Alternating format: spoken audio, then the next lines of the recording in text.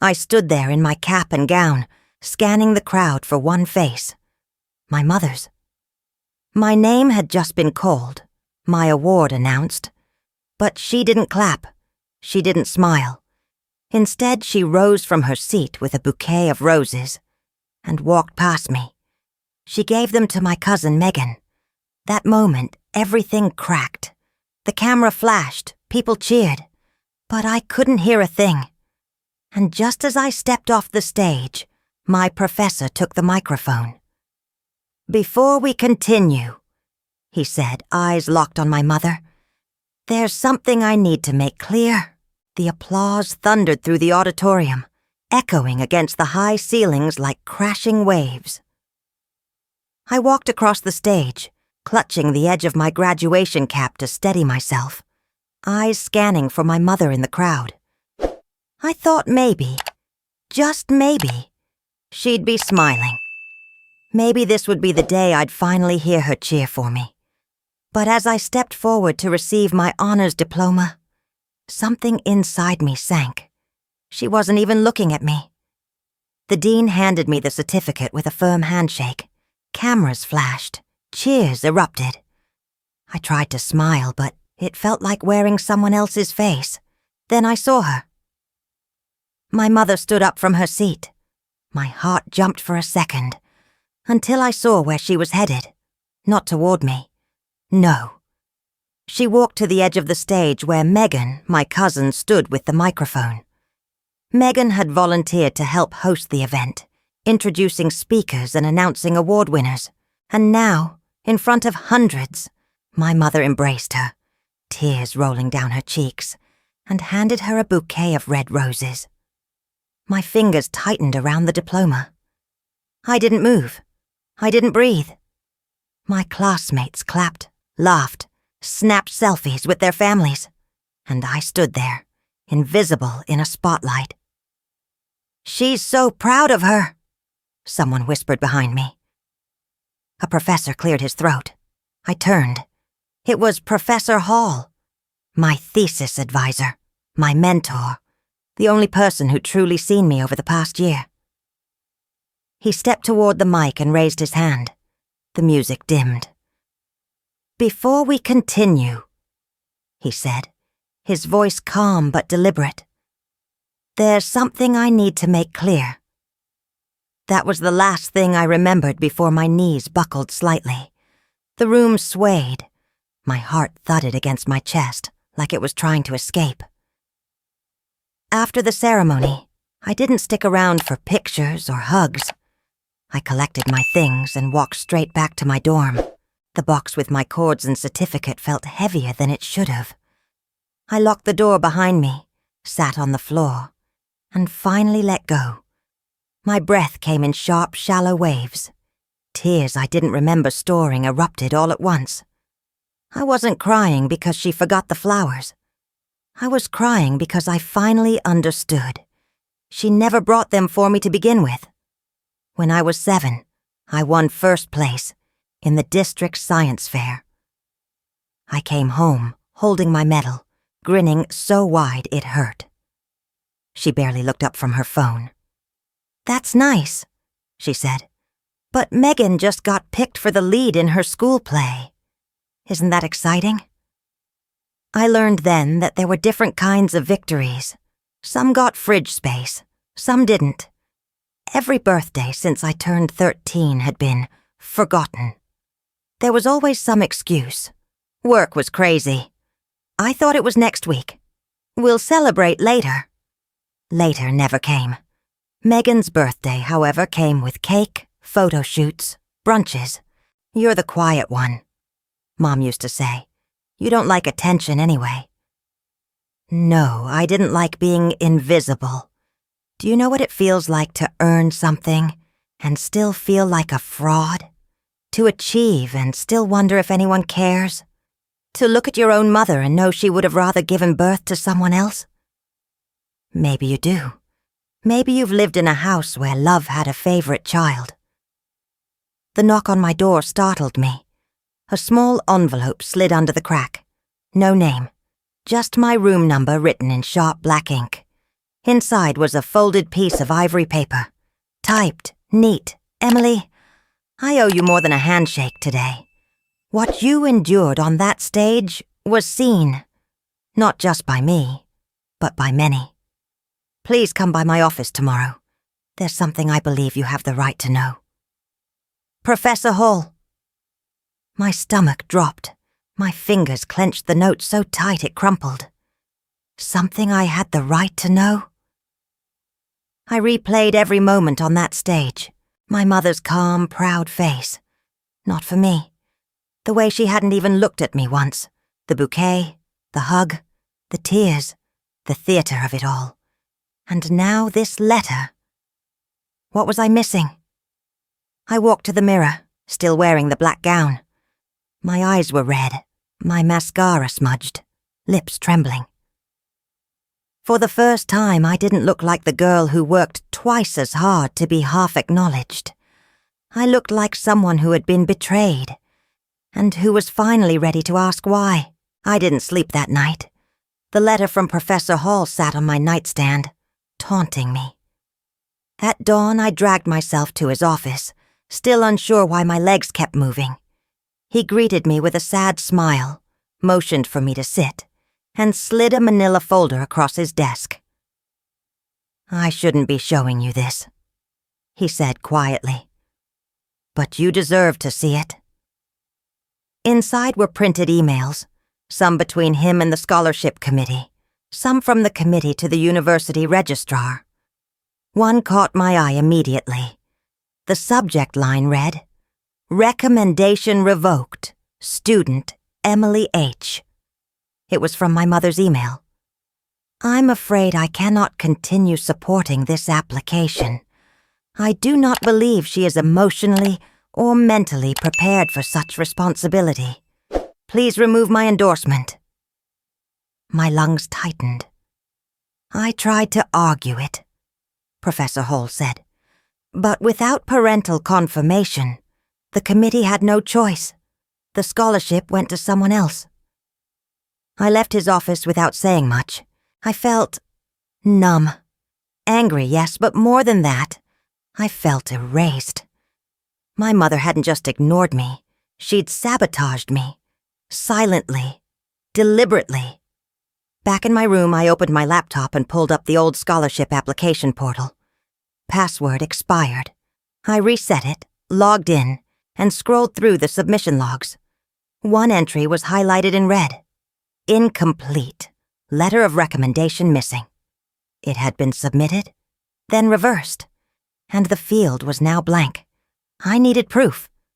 Real proof. I texted Arjun, a computer science major I'd worked with on a group project last semester. Any chance you know how to recover deleted email data? His reply came quick. Depends. Why? I'll explain later, just please. We met in the library that night. I gave him access to my email archives, and he dove in, typing like a hacker from a movie. Here, he said an hour later, pointing at the screen. This message was sent from your IP, but the browser was mobile. Log shows location near your house, deleted within 10 minutes of sending. The email was real. My mother had sent a withdrawal message. She'd used my own phone, probably while I was in the shower or asleep during break. I stared at the screen, jaw clenched. Arjun's voice cut through the silence. You okay? Not even close. That weekend, I went home. I didn't announce it. I just walked in during dinner, dressed like I had somewhere better to be. My mother looked surprised. Emily, what are you doing here? I found the email, I said. The one you sent to revoke your recommendation. She didn't flinch. She didn't even blink. You don't need scholarships, she said. You're smart. You'll find another way. That's not your decision. I was protecting you. From what? Success? She stood, calmly picking up plates. Don't dramatize everything. You always take things so personally. I walked out before I screamed. I didn't go back to campus. Instead, I found myself sitting alone at a coffee shop near the river, my fingers frozen around a paper cup. I didn't notice Megan until she sat down across from me. "Hey," she said softly. "I figured you'd be here." I stared at her. Polished nails, perfect curls, the girl with the bouquet. "What do you want?" I wanted to say I'm sorry. For the other day. For everything, actually. "Why now?" "Because I saw your face on that stage, and because I realized something I should have seen a long time ago." I didn't respond. She kept talking. "Do you think I ever asked for the spotlight? Aunt Susan used to tell me I had to be perfect so the family could look good. I hated it. But I smiled through it because I thought, maybe that's love." I looked at her, studying her eyes. There was no gloss, no performance, just exhaustion. "I'm not the enemy, Emily. I never wanted to be your replacement. I didn't even know about the flowers. She handed them to me like I had no choice but to accept." For the first time in weeks, I didn't feel like screaming. I just felt tired. "So you're saying we're both pawns?" "I'm saying we both deserved better." The silence between us stretched, soft and awkward. "I used to think you had everything," I said finally. "I did," she said, "except freedom." We stayed there until the sun dipped behind the trees, our coffees cold, our hearts cracked but slightly less alone. I didn't forgive her that night, but I stopped hating her. And sometimes that's the first real step. I didn't tell anyone I was applying for the fellowship. It was one of those international programs that selected 10 students each year for a year-long research residency in Europe. I didn't ask for a recommendation letter. I didn't tell my mom. I didn't even tell Megan. Instead, I poured myself into writing essays late at night in the campus library. I crafted every word like armor, every paragraph like a piece of my soul. I was daring someone to read. But this time, I did it on my own terms. At the same time, I began keeping a private blog, an anonymous space, hidden from my name, my family, my past. I called it Daughter in Shadow. It wasn't fancy, just a black and white theme, no comment section. My first post was titled, "She Brought Flowers to the Wrong Daughter." I didn't expect anyone to find it, but someone did. 3 weeks later, I woke up to over 1,000 email notifications. A popular Twitter account had shared a screenshot of my blog post. The caption read, "This girl was ignored by her mom on graduation day. What happened next broke me." The post exploded. People from around the world commented, shared, cried. Messages flooded in. Stories from strangers who had felt the same kind of pain. Siblings of addicts, children of narcissists, invisible daughters everywhere. For the first time, I didn't feel alone. I felt seen. And then the email came. Subject line, "Academic integrity violation. Urgent." I stared at the screen, heart racing. Apparently, someone had submitted a formal complaint to the university, alleging that my scholarship essay bore striking similarity to published blog content. The irony twisted in my chest like a blade. I had been accused of plagiarizing my own words. The university demanded a review. I sat through a panel meeting, presenting time-stamped drafts, screenshots, login records. Everything I could to prove I was the author of the blog. The room was cold, clinical, faces unreadable. After the meeting, I asked the committee chair if I could see the original complaint. He hesitated. "It was submitted anonymously," he said. "But rules were rules. After some pressure, they gave me the digital complaint, metadata included. I knew someone who could help. Arjun, again. An hour later, he pinged me with a location trace. The IP address came from a residential neighborhood 10 miles outside town. the home of Carol Simmons, my mom's best friend. She had been at our family dinner since I was 6. She had once sewn me a Halloween costume. She used to call me her bonus daughter. I called her, straight to voicemail. So I showed up at her front door. She opened it wearing a robe, holding a coffee mug. When she saw me, the color drained from her face. "I need to know why," I said. She didn't deny it. She just looked at me, tired and cornered. "Your blog. It was tearing your mother apart. She asked you to do it? She didn't want it getting worse, so she wanted to ruin my future instead?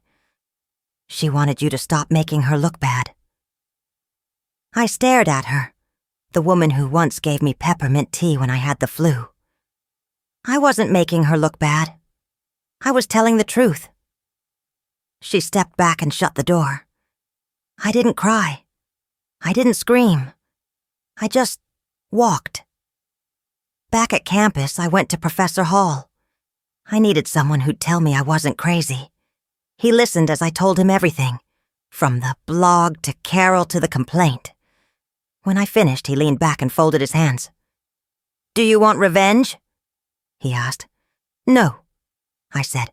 "I want to understand. Why wasn't I ever enough for her?" He paused. His eyes softened. "You know, I have a daughter. She's not mine by blood. She's from my ex-wife's first marriage. I loved her like she was my own." "What happened?" "My ex hated that. Said I was giving too much. That I was confusing loyalty. When we divorced, she cut me out of her life. And out of our daughters." He sighed. "Some people bleed on those who never cut them. Your mother. She might not know how to love you in a way that doesn't come from pain. So she punished me.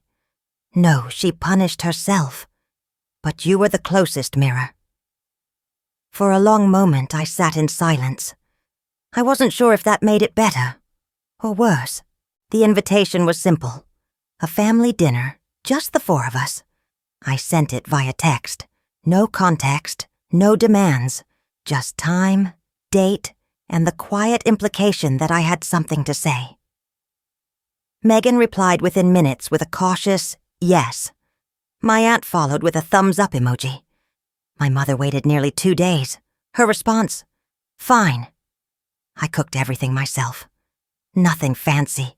Pasta, salad, garlic bread. Something warm, neutral. Something that couldn't be thrown across the room in anger. I set the table with matching plates, lit a candle even though it was still light outside, and waited. They arrived just after 6. Megan wore a soft blue blouse, eyes darting nervously. My aunt carried a bottle of wine.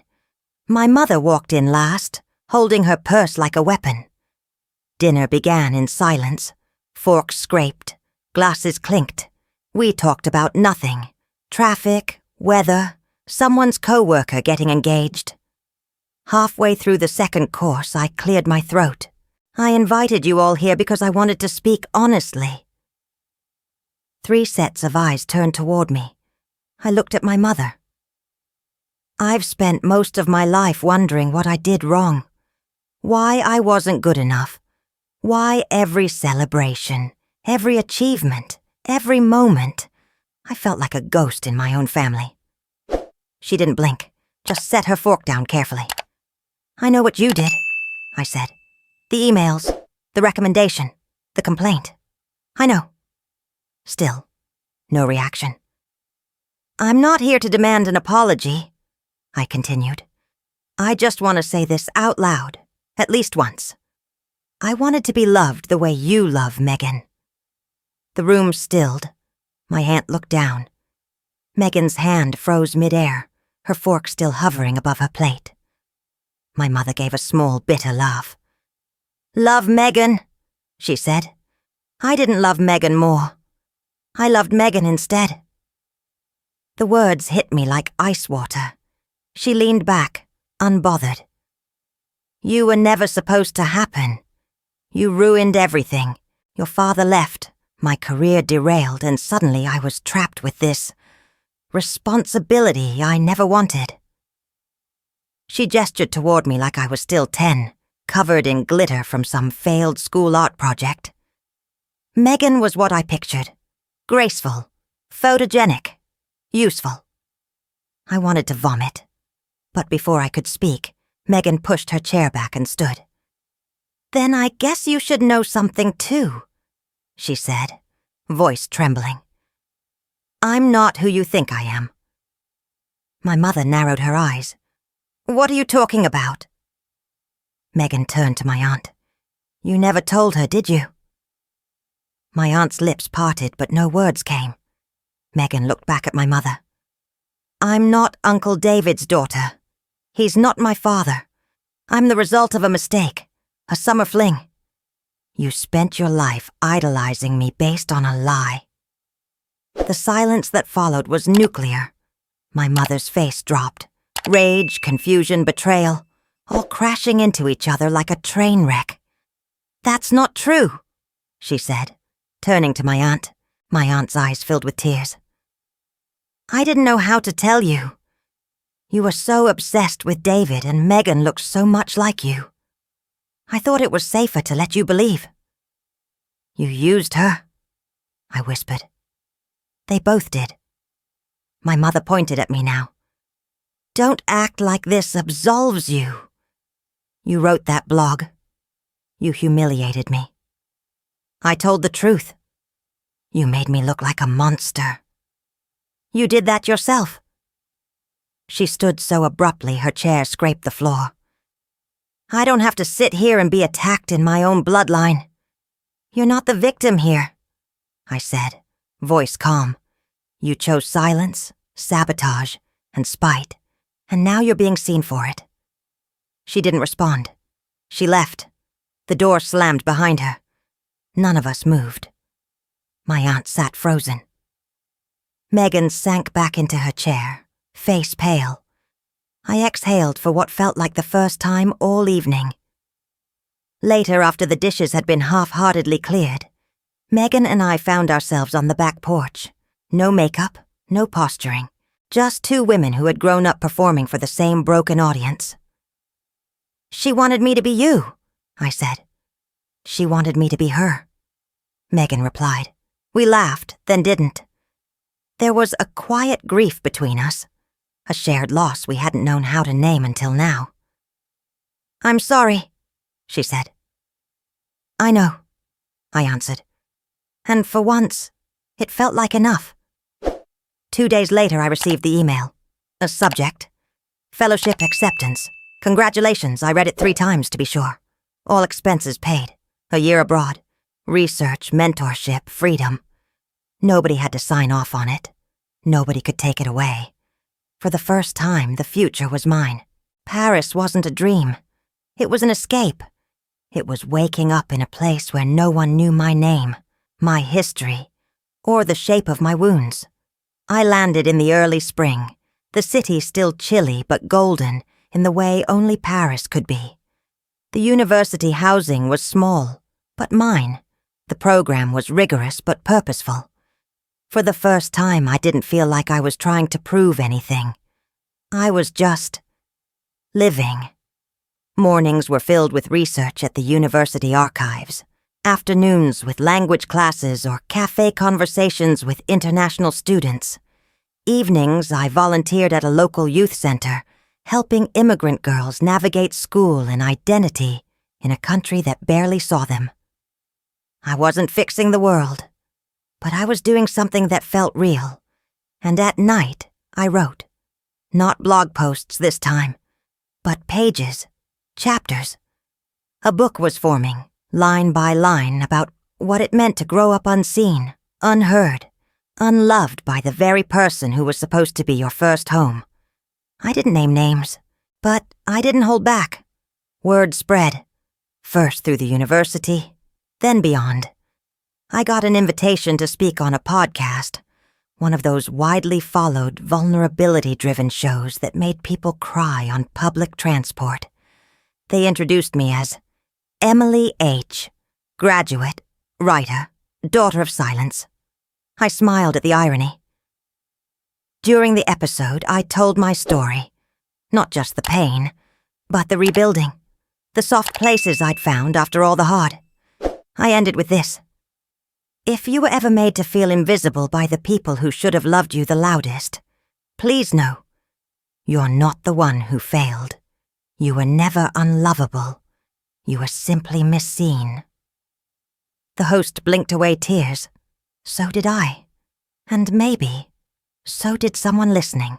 Have you ever been told, directly or indirectly, that you were too much or not enough to be worthy of love? That your voice was inconvenient, your needs excessive?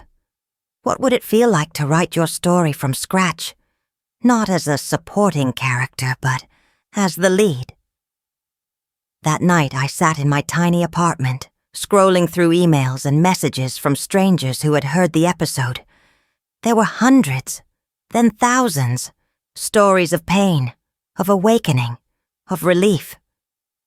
I closed the laptop, walked to the windowsill, and opened a small wooden box I had carried across the ocean. Inside were old photos, a dried petal from that night of the graduation ceremony, and a bundle of unopened letters. One was from her. I hadn't read it before. Now I did. It was short. If I could do it again, I would try to love you better. I didn't know how to raise someone who wasn't afraid of me. You frightened me, because you didn't need me. Or maybe you did, and I refused to see it. I'm sorry, Emily. For all of it. I didn't cry. I didn't rage. I folded the letter and placed it back in the box, and I whispered for myself. That chapter is closed. 3 months later, my book was published. The daughter they tried to erase. It wasn't a bestseller, not at first, but it resonated. Book clubs discussed it. Professors assigned it. A major magazine called it a gut punch of quiet truth. With the royalties, I founded a nonprofit, unchosen but unbroken. We offered micro-scholarships, therapy grants, mentorship programs for students who, like me, grew up feeling like placeholders. At our first event, I stood backstage, waiting to introduce our keynote speaker, Megan. She stepped out in a sleek suit, holding nothing but a note card and her own steady breath. She spoke about expectations, shame, performance, and the freedom of letting go. We were raised to compete, she said, but healing begins when we choose to link arms instead. The applause was thunderous. Later that night we clinked glasses, not as cousins, not as former rivals, but as survivors who chose to rise. I never thought I'd see the day, I told her. Neither did I, she said, but maybe this was always where we were heading. We weren't mirrors anymore, just women learning how to shine without stealing light from each other. A week after that event, I checked the nonprofit email inbox before bed. There it was, a message from a college student in Illinois. I was ready to drop out. I felt invisible at home, at school, everywhere. But then I heard your podcast. I read your book, and I realized, maybe I'm not broken.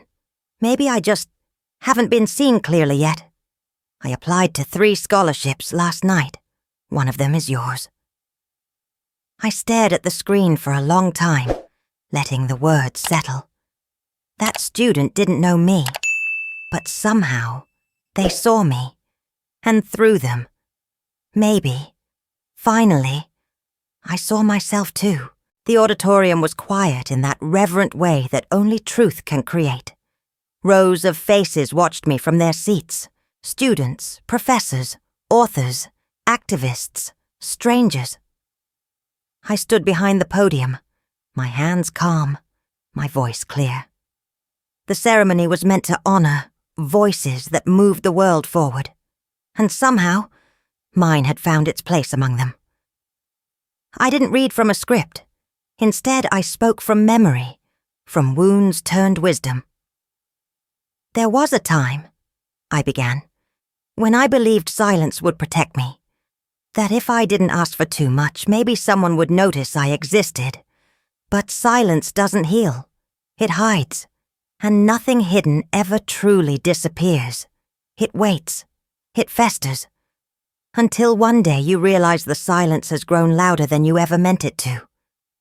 I looked into the crowd. People nodded. Some wiped tears. I kept going. This journey, this transformation, it wasn't about proving anything to those who didn't choose me.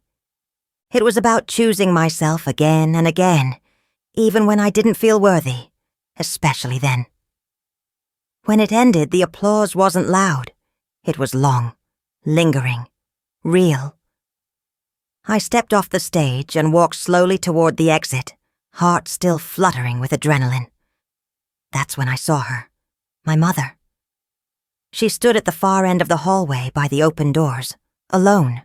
Her back was straight, but her eyes were tired. In her hands was a bouquet of white roses. Nothing extravagant. No ribbon, no card. Just white, simple, peaceful. I didn't stop walking. I passed her. But halfway through the doorway, something in me paused. I turned around. She didn't say a word, just extended the flowers, a silent offering. I didn't take them.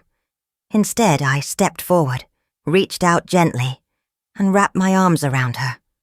Not tightly, not with the desperation of a child begging to be seen, just enough to let her know. I wasn't carrying the weight anymore. "Thank you," I whispered, "for giving me life. I'll write the rest myself." I stepped back, and that's when I saw it. Her eyes welled up, not with frustration or guilt, but something quieter, softer, surrender maybe. For the first time she cried not to control the narrative, but to release it. We stood there for a moment longer. Then I turned and walked into the evening. Months passed. Unchosen but unbroken, grew faster than I could have imagined. What started as a single scholarship turned into a national initiative. Mentorship programs popped up in colleges across the country. We built a digital platform where young people could anonymously share their family experiences, seek legal and emotional support, apply for aid, or just feel less alone. We trained therapists who specialized in emotional neglect. We hosted workshops on healing through writing, spoken word, and policy change. The media began calling it a movement. I called it justice. One morning, while working late from home, I reopened my blog. I hadn't written in months. The screen blinked, waiting. I stared at the blinking cursor, unsure what I wanted to say. Then slowly I typed, "Maybe you weren't the favorite. Maybe no one clapped for you when you walked across that stage. Maybe someone made you believe your voice was too soft, your needs too much, your light too inconvenient. But here's the truth.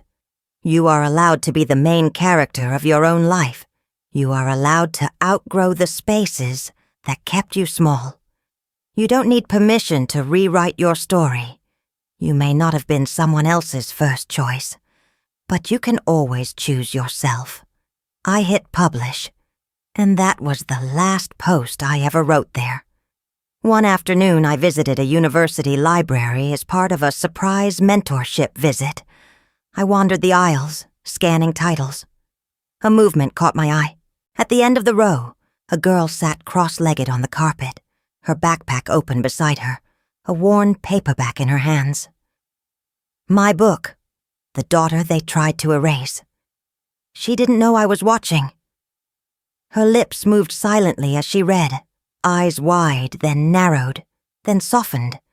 Her fingers clutched the pages like they might fly away if she let go. In her, I saw pieces of myself. Not the invisible girl from a dozen dinners ago. Not the student hiding her worth behind grades and silence. But the woman I'd become. The cycle was breaking, not just in me, but through me. And maybe, just maybe, in her too.